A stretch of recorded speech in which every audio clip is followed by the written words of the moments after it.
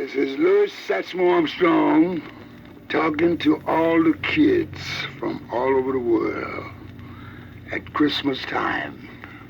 'Twas the night before Christmas when all through the house not a creature was stirring, not even a mouse. The stockings were hung by the chimney with care, in hopes that St. Nicholas soon would be there. The children were nestled all snug in their beds, while visions of sugar plums danced in their heads.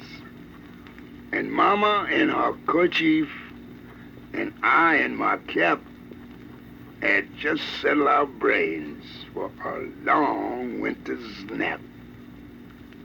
Well, out on the lawn there arose such a clatter, I sprang from my bed to see what was the matter. Away to the window I flew like a flash, tore open the shutters and threw up the sash. The moon on the breast of the new fallen snow gave a luster of midday to objects below, when what to my wondering eyes should appear but a miniature sleigh and 8 tiny reindeer, with little old driver so lively and quick, I knew in a moment it must be Saint Nick.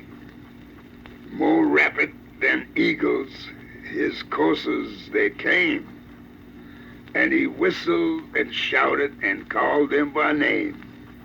Now Dasher, now Dancer, now Prancer and Vixen, on Comet, on Cupid, on Donder and Blitzen, to the top of the porch, to the top of the wall. Now dash away, dash away, dash away all.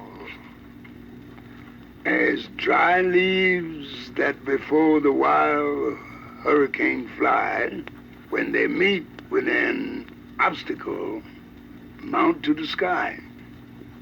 So up to the house top the coursers they flew, with the sleigh full of toys and St. Nicholas too.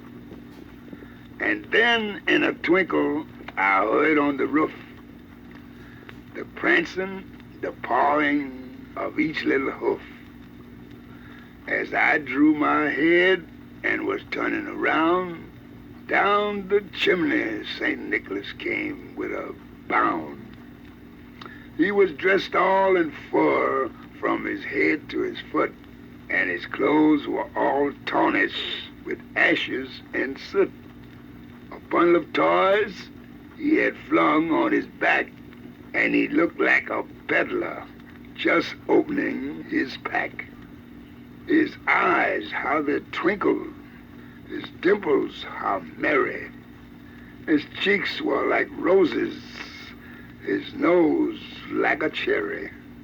His droll little mouth was drawn up like a bow, and the beard on his chin was as white as the snow. The stump of a pipe he held tight in his teeth, and the smoke it encircled his head like a wreath. He had a broad face and a little round belly that shook when he laughed, like a bowl of jelly. He was chubby and plump, a right jolly old elf. And I laughed when I saw him, in spite of myself. A wink of his eye and a twist of his head soon gave me to know that I had nothing to dread.